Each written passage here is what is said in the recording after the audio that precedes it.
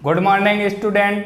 आज के इस वीडियो में मैं लेकर आया हूँ मूल या जड़ या रूट के बारे में अध्ययन करेंगे। उसके संपूर्ण आकार, प्रकार और उनका जो मॉडिफिकेशन है, रूपांतरण, उनके बारे में अध्ययन करेंगे। यह जो चैप्टर है कृषि और एग्रीकल्चर के छात्रों का प्रथम पार्ट है, पहला लेसन है, उसके बारे में संपूर्ण अध्ययन करेंगे। और जीव विज्ञान बायोलॉजी के 11 के छात्रों के लिए भी उतना ही महत्वपूर्ण है। तो दोनों ही क्लास 11th एग्रीकल्चर और क्लास 11th बायोलॉजी के छात्रों के लिए बराबर मोस्ट है। तो इस चैप्टर के बारे में अध्ययन करेंगे। मूल या जड़ किसे कहते हैं? तो जड़ या मूल पौधे का अवरोही भाग होता है जो भ्रूण के मूलांकुरण से उत्पन्न होता है। यहाँ पर दोस्तों देखेंगे बीज, आप लोगों ने देखा होगा सीड का, जब सीड को या बीज को जब हम भूमि में डालते हैं, मृदा में डालते हैं, उचित से पोषण, वायु, जल ये प्राप्त होता है, तब इसमें अंकुरण होता है। तो सबसे पहले जो अंकुरण उत्पन्न होता है उस अंकुर को मूलांकुर कहते हैं। सबसे पहला जो अंकुर निकलेगा उसको मूलांकुर या रेडिकल कहते हैं, और इसके बाद दूसरा जो अंकुर निकलता है उसको प्रांकुर कहते हैं या उसको पिलोमूल कहते हैं। तो ये संरचनाएं होती हैं। अब जो मूलांकुर है यही विकसित होकर आगे जड़ बनाता है। तो जड़ का निर्माण किससे होता है? मूलांकुर से होता है। प्रांकुर आगे जाकर के प्रोह बनाएगा। प्रोह माने भूमि से ऊपर का पौधे का संपूर्ण भाग, जिसमें तना भी आ जाएगा, पत्ती भी आ जाएंगी, शाखाएं, पुष्प, सभी को मिलाकर क्या कहते हैं? प्रोह, या इसको हम शूट बोलते हैं। तो यहाँ पर आपको ये समझ में आ गया होगा कि जड़ का निर्माण मूलांकुर से होता है। मूलांकुर कहाँ होता है? बीज में। और प्रांकुर कहाँ होते हैं? बीज में। प्रांकुर से क्या बनेगा? प्रोह बनेगा। तो ये आपको समझ में आ गया होगा। अब अपन देखते हैं कि जो जड़ है किसे कहते हैं। तो यह पौधे का अवरोही भाग है जो भ्रूण के मूलांकुर से उत्पन्न होता है। जड़ की कुछ विशेषताएं होती हैं। तो जड़ की जो विशेषताएं होती हैं, सबसे पहले धनात्मक भूम्यानुवर्ती, धनात्मक जलानुवर्ती, मतलब भूमि की ओर जाती है, जल की ओर जाती है। ऋणात्मक प्रकाशानुवर्ती, मतलब पौधे ऊपर की ओर जड़ जाती नहीं है, प्रकाश की ओर जाती नहीं है, तो ऋणात्मक प्रकाशानुवर्ती। इस पर ना तो शाखाएं होती हैं, ना कलिकाएं होती हैं, पुष्प नहीं होते हैं, पत्ती नहीं होती हैं, तो ये कुछ धारित नहीं करता है। इसका रंग मटमैला होता है। इन पर जो शाखाएं बनेंगी वो अंतर्जात होती हैं, माने भीतरी ऊतकों से उनका निर्माण होता है, अर्थात उनकी उत्पत्ति एंडोजीनस होती है। तो ये इसकी संरचना है। अब अपन देख लेते हैं, थोड़ा सा क्या समझ लेते हैं जड़ के भाग या जड़ के प्रदेश। माने जड़ में भी कुछ भाग, वैसे तो स्पष्ट भाग नहीं होते हैं, लेकिन फिर भी अगर हम एक जड़ की संरचना देख लेते हैं तो इसमें कौन कौन सी चीजें होती हैं वो आपको समझना है। ये हमने जड़ बनाई है, भूमि के नीचे की ओर है। जड़ के बिल्कुल शीर्ष पर एक टोपी जैसी संरचना होती है, इसको हम रूट कैप कहते हैं। क्या कहते हैं? रूट कैप या मूल गोप कह सकते हैं। हिंदी में क्या कहते हैं? मूल गोप। ये टोपी जैसी संरचना होती है, कोमल ऊतकों की बनी होती है। क्या करती है? ये जड़ के सिरे वाले भाग को रगड़ से बचाती है, हानिकारक जीवाणुओं से, घर्षण से बचाती है, क्योंकि ये भूमि में जाएंगे। इसके अंदर की ओर जो भाग होता है इसको वृद्धि प्रदेश कहते हैं, या इसको हम ग्रोइंग रीजन कहते हैं। ये ग्रोइंग रीजन या वृद्धि प्रदेश। तो वृद्धि प्रदेश मूल गोप के नीचे से 2 से लेकर कुछ मिलीमीटर तक का ये भाग होता है वृद्धि प्रदेश। अब वृद्धि प्रदेश के बाद कौन सा प्रदेश आता है? तो यहाँ पर इसको बोलते हैं हम दीर्घीकरण प्रदेश। कौन सा प्रदेश? दीर्घीकरण, या हम इसको एलोंगेशन रीजन बोल सकते हैं। यहाँ इनकी जो कोशिकाएं होती हैं वृद्धि नहीं करती हैं, लंबाई में बढ़ती हैं। जब ये लंबाई में बढ़ेंगी तो जड़ें भी लंबाई में बढ़ेंगी। फिर इसके बाद जो प्रदेश होता है, चूंकि उसमें एक कोश के क्या पाए जाते हैं? मूल रोम। वे रोम जो जड़ से निकलते हैं उनको मूल रोम कहते हैं। इनको हम रूट हेयर बोल सकते हैं। तो ये रूट हेयर जो होते हैं ये लगभग पाए जाते हैं एक क्षेत्र में, जिसको हम मूल रोम प्रदेश कहते हैं। इसको क्या बोलेंगे? मूल रोम प्रदेश, या इसको हम बोलेंगे रूट हेयर जोन बोलेंगे। और इसके बाद ऊपर वाला जो भाग है इसको हम परिपक्वन प्रदेश कहते हैं, परिपक्वन प्रदेश, या हम इसको मेचर रीजन कहते हैं। अब यहाँ से कुछ नहीं निकलता है, भूमि के पास ही स्थिर होता है। तो एक जड़ के भाग देखें, रीजन प्रदेश देखें तो कौन कौन से होते हैं? तो यहाँ मूल रूट कैप है, मूल गोप, वृद्धि प्रदेश, दीर्घीकरण प्रदेश, root hair zone. Root hair कहने कहते हैं वृद्धि प्रदेश की कोशिकाएं तो लगातार वृद्धि करती हैं, लगातार विभाजित होती रहती हैं। जैसे जड़ आगे बढ़ेगी, बढ़ती जाती है। वृद्धि होगी जड़ में वृद्धि प्रदेश से। दीर्घीकरण प्रदेश में कोशिकाएं दीर्घ होती हैं, दीर्घ माने लंबी, लंबी होंगी तो जड़ लंबाई में बढ़ेगी। मूलरोम प्रदेश, मूलरोम पाए जाते हैं। मूलरोम का काम क्या है? भूमि से जल और खनिज लवण को अवशोषित करना। परिपक्वन प्रदेश भूमि में फिक्स करता है। जड़ के काम क्या है? क्या कार्य है जड़ के? एक तो भूमि में पौधे को स्थायी बनाए रखना, संवहन का काम करता है, अवशोषण का काम करता है, ये जड़ के काम होते हैं। अब देख लेते हैं अपन जड़ के प्रकार, माने जड़ कितने प्रकार की होती है, ये भी इसको समझ लेते हैं। टाइप्स ऑफ या काइंड्स ऑफ रूट्स देख लेते हैं। तो जड़ के प्रकार समझ लेते हैं अपन, जड़ कितने प्रकार की होती है। तो यहाँ हम लिख लेते हैं जड़ के प्रकार। तो जड़ के प्रकार देख लेते हैं। जड़ दो प्रकार की होती है। कितने प्रकार की होती हैं? दो प्रकार की। सबसे पहली जो जड़ होती है उसको हम क्या बोलते हैं? मूसला जड़ बोलते हैं। और दूसरी जो जड़ होती है उसको हम अपस्थानिक जड़ कहते हैं। तो जड़ कितने प्रकार की होती हैं? दो प्रकार की जड़ें होती हैं। मूसला जड़, इसको हम टैप रूट कहते हैं, टैप रूट कहते हैं। अपस्थानिक जड़, इसको हम एडवेंटिटियस रूट कहते हैं, एडवेंटिटियस रूट कहते हैं। तो जड़ें कितने प्रकार की होती हैं? दो प्रकार की होती हैं। अब वे जड़ें जो भ्रूण के मूलांकों से बनती हैं उनको कहते हैं हम मूसला जड़ें। भ्रूण के मूलांकों से जो बने हैं मूसला। अपस्थानिक किन्हें कहते हैं? जो मूलांकों को छोड़कर पौधे के किसी भी भाग से, जैसे शाखा है, पत्ती है, जड़ है, किसी से भी बने वो अपस्थानिक जड़ें। अब मूसला जड़ में क्या होती है? एक मुख्य या इसको प्राथमिक जड़, इनसे जो जड़ें निकलती हैं उनको द्वितीयक जड़ें कहते हैं। द्वितीयक जड़ों से जो निकलती हैं तृतीयक जड़ें, और ये सब मिलकर मूसला जड़ तंत्र बनाते हैं। अपस्थानिक में ऐसा नहीं होता है। अपस्थानिक में इस टाइप की गुच्छे में जड़ें निकलती हैं, ये टाइप की रहती हैं। मूसला जड़ें द्विबीजपत्री पौधों में पाई जाती हैं, द्विबीजपत्री पौधों में पाई जाती हैं, जिनमें दो बीजपत्र हों, जैसे चना है, मटर है, ये इसमें सरसों हैं, इनमें ये आम हैं, इनमें पाई जाती हैं द्विबीजपत्री मूसला जड़। और जो अपस्थानिक जड़ हैं ये एक बीजपत्री में पाई जाती हैं, जिनमें एक ही बीजपत्र हो। एक बीजपत्री पौधों में पाई जाती हैं, जैसे गेहूं है, मक्का है, धान है, इनमें ये प्रमुख रूप से पाई जाती हैं। तो ये समझ गए होंगे जड़ कितने प्रकार की होती है। मूसला जड़, अपस्थानिक जड़। मूसला जड़ का निर्माण मूलांकों से होता है। अपस्थानिक का जड़ किसी भी भाग से हो सकता है, तना से भी हो सकता है, पत्ती से भी हो सकता है, और ये द्विबीजपत्री में, जबकि एक बीजपत्री में। तो ये थे जड़ के प्रकार, थोड़े से नोट करते चलें आप लोग। और यहाँ पर अब आपका जो प्रमुख है इनका, अब आ जाते हैं जड़ के रूपांतरण। कुछ जड़ें होती हैं, जड़ें सामान्य कार्य को छोड़कर कुछ विशिष्ट कार्य करने के लिए रूपांतरित हो जाती हैं, मॉडिफिकेशन। तो जड़ों का रूपांतरण क्या पढ़ रहे हैं अपन? जड़ों का रूपांतरण। तो कैसे होता है जड़ों का रूपांतरण? दो प्रकार से हो सकता है। यहाँ पर देख सकते हैं हम भोजन या खाद्य पदार्थों का संचय, भोजन संचय हेतु भी रूपांतरित हो जाती हैं। दूसरी ये रूपांतरित हो सकती हैं किसके लिए? दूसरी रूपांतरित हो सकती हैं यांत्रिक सहारा हेतु। और तीसरी ये रूपांतरित हो सकती हैं विशिष्ट जैविक कार्य हेतु, विशिष्ट जैविक कार्य हेतु, कार्यों हेतु। अब आप थोड़ा सा हम स्पीड में इसलिए चल रहे हैं क्योंकि कम समय में ज़्यादा से ज़्यादा आपको पढ़ा सकें। भोजन संचय के लिए तो कुछ जड़ें भोजन को संचित करके अपने रूप में परिवर्तन कर लेती हैं। यहाँ पर भी मूसला जड़ों में अलग रूपांतरण होता है, मूसला जड़ों में, और अपस्थानिक जड़ों में अलग रूपांतरण होता है। अब यहाँ देख लेते हैं हम मूसला जड़ों में कैसे रूपांतरण होता है। तो सबसे पहले एक यहाँ पर आ जाता है तर्कुरूपी। तर्कुरूपी इसे अपन फ्यूजीफॉर्म कह सकते हैं, फ्यूजीफॉर्म। तो वे जड़ें जो भोजन संचय करके तकुए के रूप के, तकुए मतलब बीच में मोटी किनारों पर पतली हो जाती हैं, वो कहलाती हैं कौन सी? तर्कुरूपी। तो इस टाइप की तर्कुरूपी रहेंगी।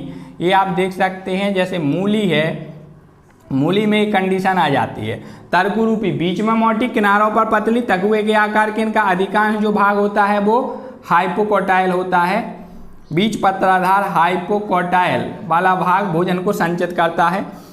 इसमें उदाहरण आ जाएगा मूली, ये भोजन संचित कर लेती है। दूसरी कुंभी, कौन सी?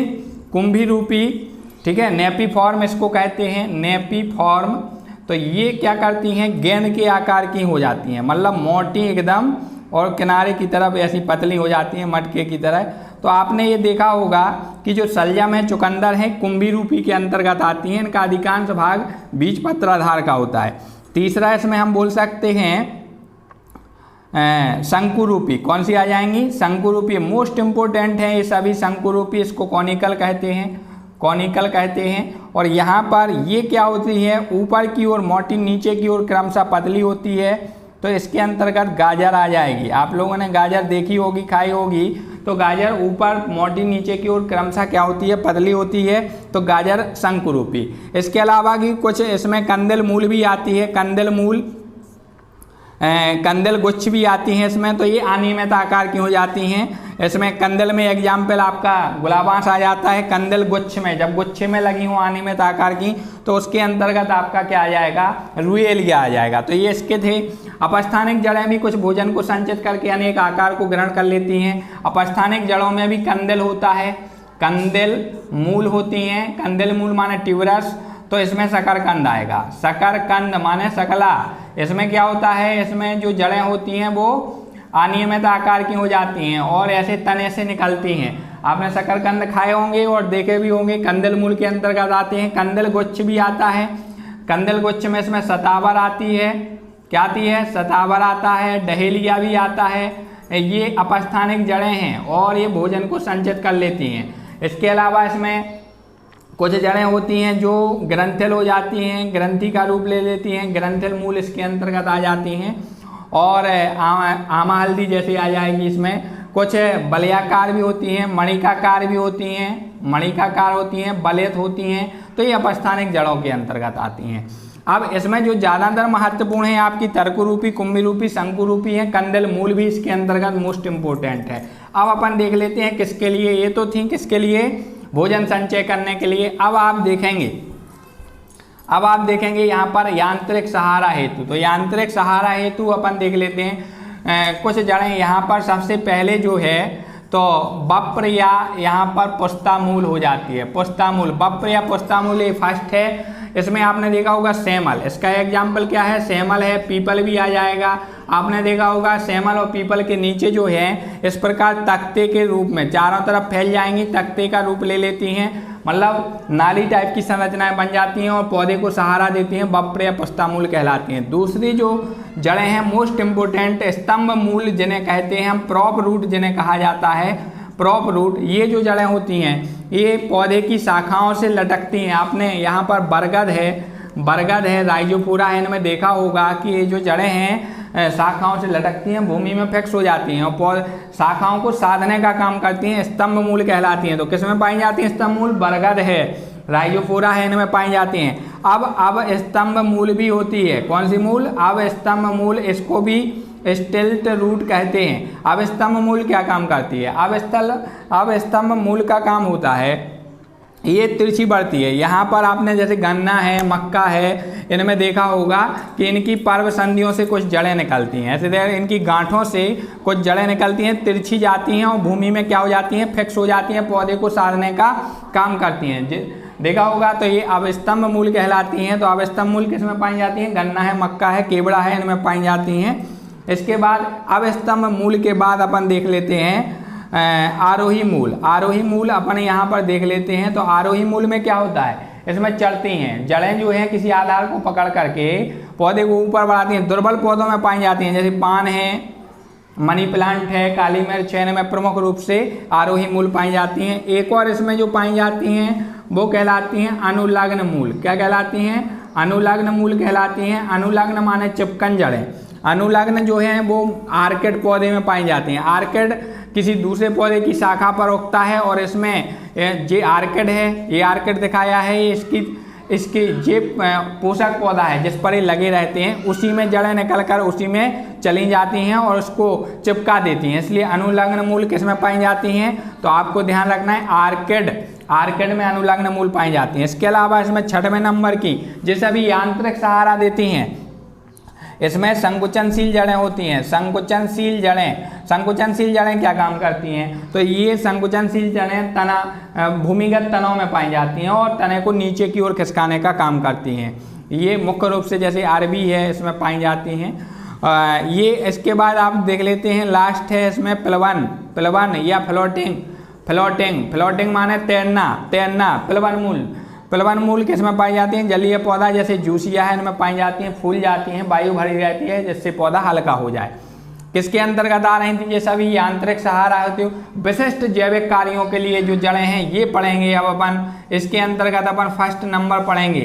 तो फर्स्ट नंबर कौन सी हैं? इनमें मोस्ट इंपोर्टेंट जो जड़ें हैं वो आ जाएगा श्वसन मूल, श्वसन मूल, रेस्पिरेटरी। कुछ जो जड़ें हैं वो रूपांतरित होकर श्वसन का काम कर लेती हैं, करती हैं, उनको श्वसन मूल, रेस्पिरेटरी रूट कहते हैं। इन्हीं को न्यूमेटोफोर भी कहते हैं, न्यूमेटोफोर भी इनको कहा जाता है। कुछ पौधे होते हैं जो दलदली भूमि में उगते हैं जिनको हेलोफाइट्स कहते हैं। जो सुंदरबन के डेल्टा हैं वहाँ पर दलदली भूमि होती है, कीचड़ होता है, दलदल होता है, वहाँ पर कुछ पौधे उगते हैं और उन पौधे की जो जड़ें हैं वो कीचड़ से, चूँकि वहाँ वायु नहीं होती है इसलिए वो जड़ें खूंटियों के रूप में बाहर निकल आती हैं। ऐसी जड़ों को न्यूमेटोफोर कहते हैं। ना छोटे छोटे छिद्र होते हैं, इन छिद्रों को बातरंध्र कहते हैं, लेंटिकल्स। इन्हीं से गैसों का आदान प्रदान करती हैं, श्वसन करती हैं। एग्जाम्पल क्या होगा इनका? तो एग्जाम्पल प्रमुख रूप से आपको याद रखना है राइजोफोरा, राइजोफोरा इसका एग्जाम्पल होगा। सुंदरबन के डेल्टा में सुंदरी वाले जितने भी वृक्ष लगे हैं ये सभी श्वसन मूल के अंतर्गत आएंगे। इसमें दूसरा मोस्ट इंपोर्टेंट ये किसके लिए है? विशिष्ट जैविक कार्यों को करने के लिए। दूसरा इसमें जो रहेगा जनन मूल, जनन मूल। कुछ जड़ें जो होती हैं जनन का भी काम करती हैं, अपने जैसे पौधों को उत्पन्न करने की क्षमता भी रखती हैं।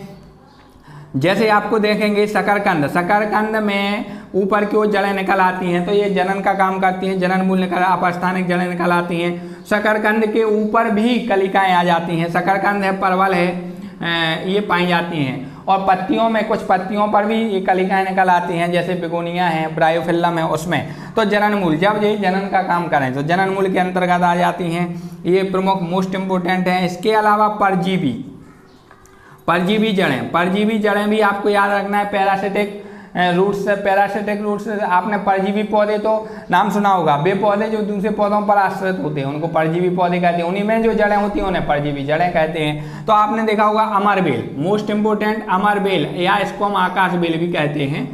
इस पर एक पीले रंग की बॉल लिपटी रहती है, किसी भी दूसरे वृक्ष पर लिपटी रहती है तो उसको अमरबेल कहते हैं। और अमरबेल जो लिपटा हुआ है इससे जड़ें निकलती हैं।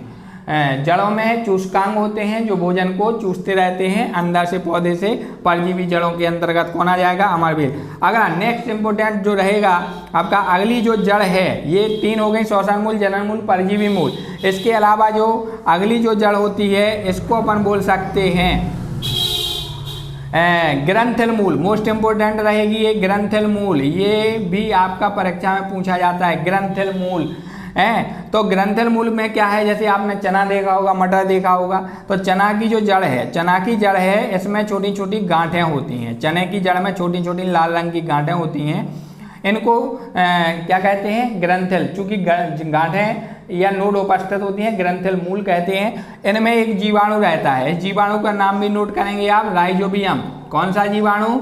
राइजोबियम। ये जीवाणु नाइट्रोजन को एब्जॉर्ब करता है, नाइट्रोजन को नाइट्रेट में बदल देता है, पौधे को देता है। नाइट्रोजन पौधे को उपलब्ध कराता है, बदले में पौधे से क्या लेता है?